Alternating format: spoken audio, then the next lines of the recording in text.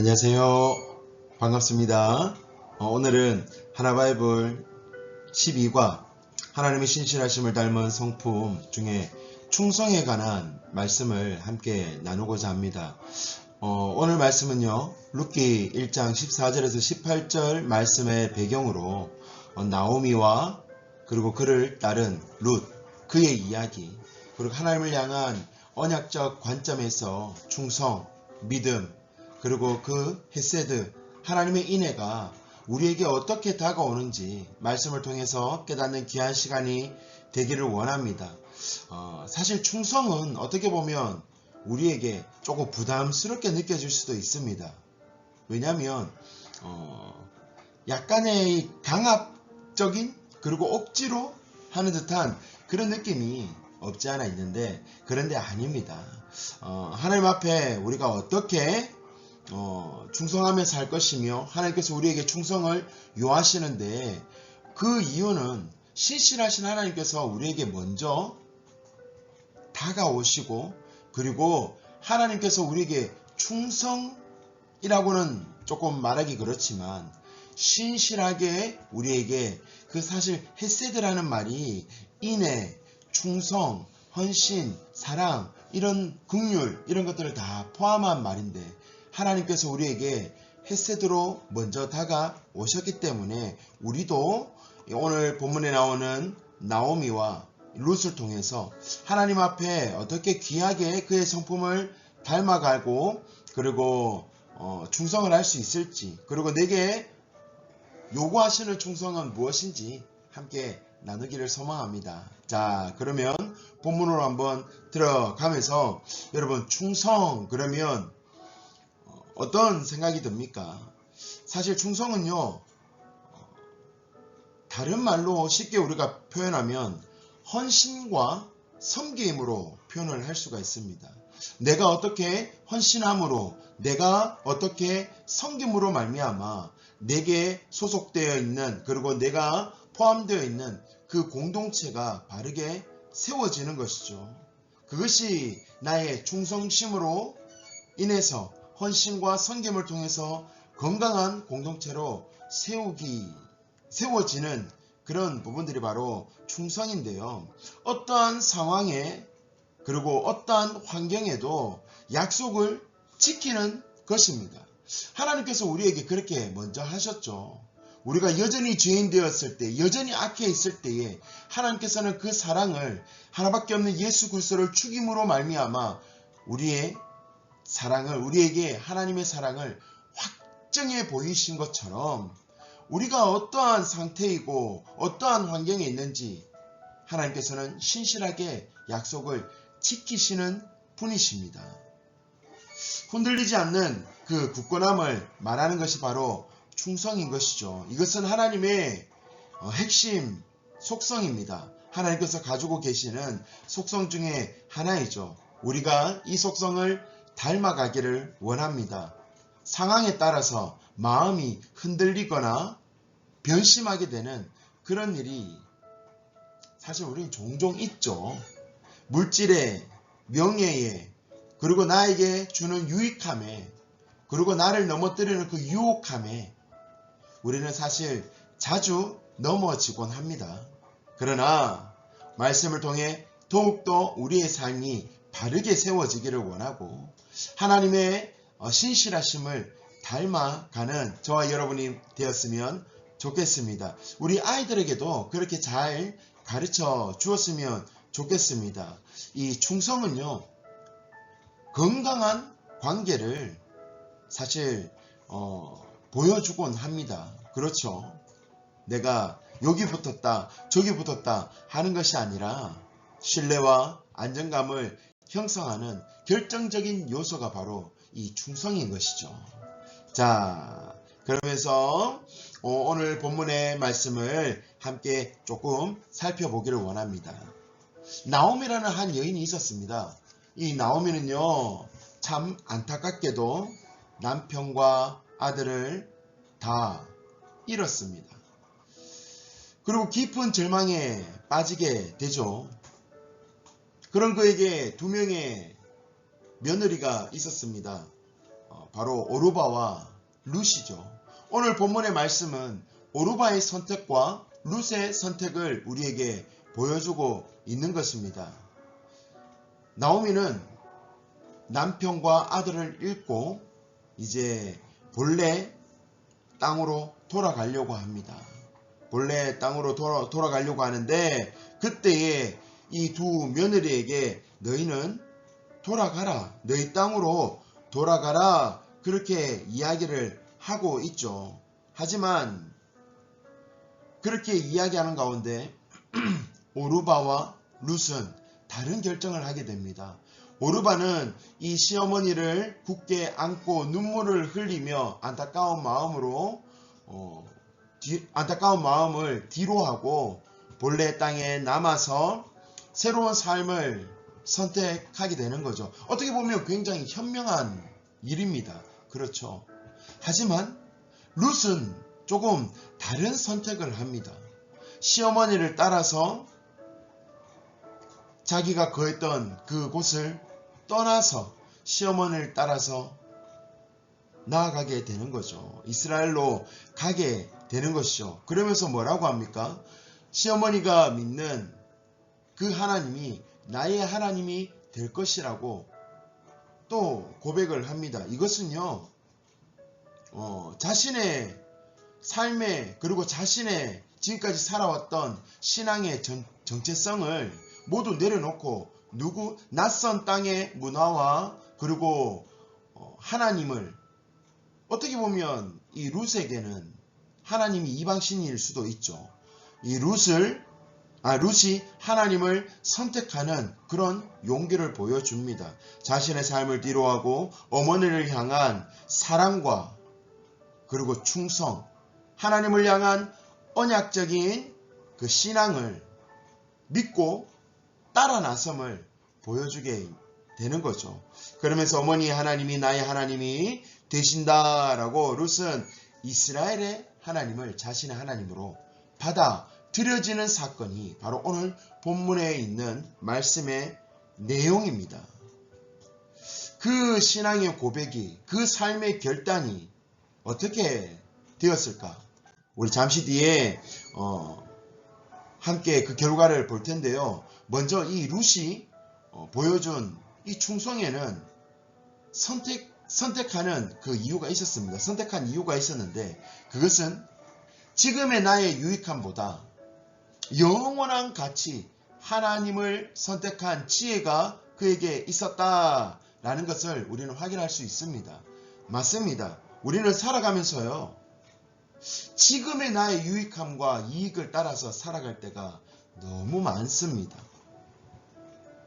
지금의 즐거움을 유보하고 나중에 참 기쁨을 누려라 라고 빌 하이벨스 목사님이 우리에게 그렇게 말씀해 주셨는데 맞습니다. 그런 지혜가 저와 여러분에게 있어야 될 줄 믿습니다. 그리고 그에게는 믿음이 있었습니다. 그냥 한번 따라가 볼까?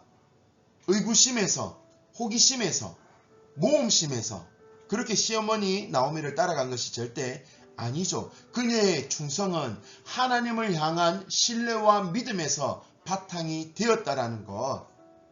다시 말해서 우리의 삶의 선택이 모험심과 그리고 호기심이 아니라 하나님을 향한 믿음과 신앙에서 선택이 되어야 된다는 것을 우리에게 말씀해주고 있는 겁니다.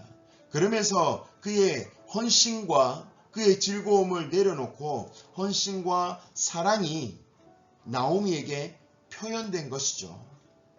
저와 여러분도 하나님을 향한 사랑으로 말미암아 그런 헌신과 그런 충성이 우리 공동체에서, 우리 가정 안에서 그렇게 되어야 될 줄 믿습니다. 단순한 의무감이 아닌 것입니다. 믿음과 사랑에서 비롯되었음을 우리는 알고 있습니다. 자, 그렇다면 이스라엘로 함께 내려갔어요. 내려갔는데 열심히 과부니까, 그리고 남자가 없으니까 하루하루 살아갑니다. 그리고 이 밭에서 열심히 또 일을 해서 먹을 것을 구하고 있죠. 그런 룻을 누가 발견하느냐?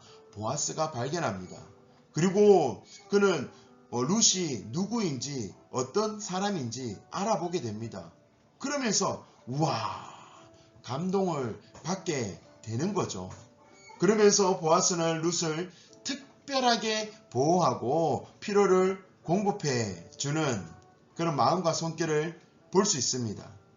이스라엘 백성들은요, 기업물을 짜에 대해서 책임을 져야 되는데 남편이 없고 그리고 대가 끊기는 그런 가운데서는 가까운 친척이나 또는 형제가 그 기업을 물을 수 있도록 재산을 보존해주고 그리고 대를 이어주는 그런 풍습이 있었습니다.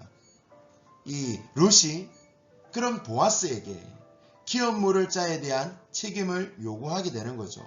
이때 보아스는 무슨 소리 하느냐고, 가까운 친척이 있지 않느냐고 그렇게 할 수도 있었지만은 룻을 굉장히 좋게 보고 또 긍정적으로 생각했던 보아스는 기업물을 자에 대한 책임을 기꺼이 받아들이게 되는 거죠. 그 결과 어떻게 되었습니까? 룻이 충성해서 가지고 온 그 결과가 보아스와 결혼하게 되었습니다.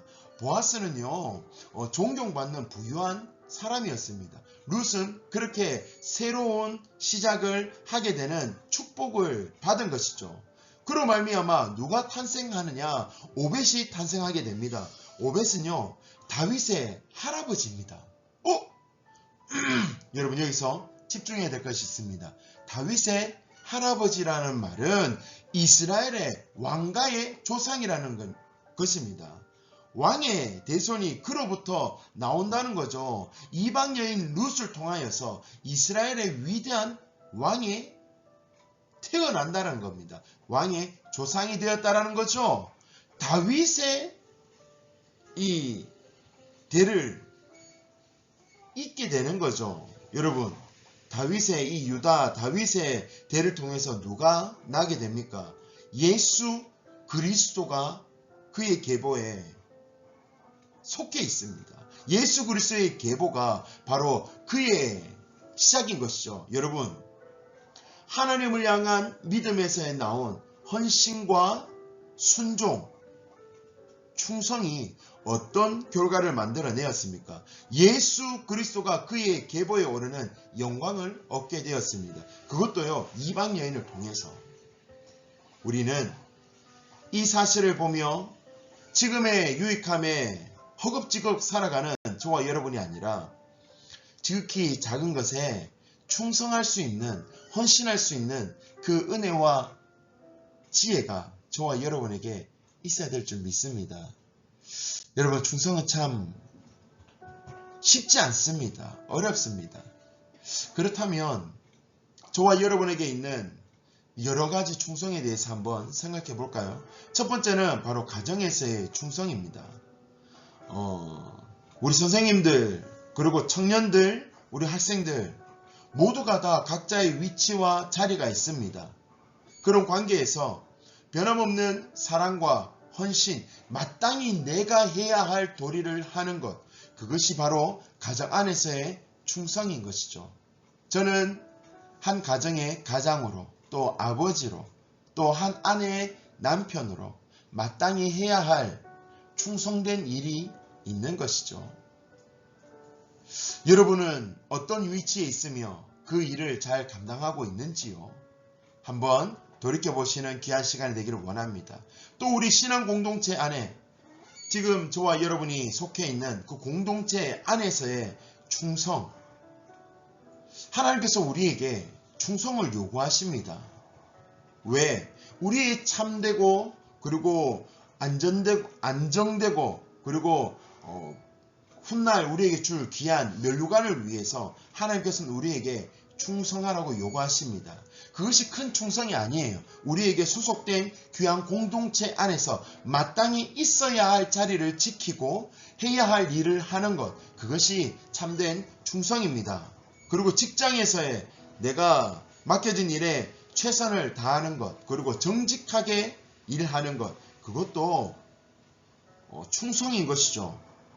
그리고 가장 중요한 하나님께 대한 충성. 어떠한 상황 속에서도 하나님을 버리지 않겠습니다. 하나님을 신뢰하겠습니다. 하나님의 말씀에 순종하겠다라는 것. 이것이 나에게 있어서 여러 상황 속에 충성이겠죠. 여러분, 말씀을 또 본과 내용을 마치도록 하겠습니다. 하나님께서 우리에게 충성을 요구하십니다.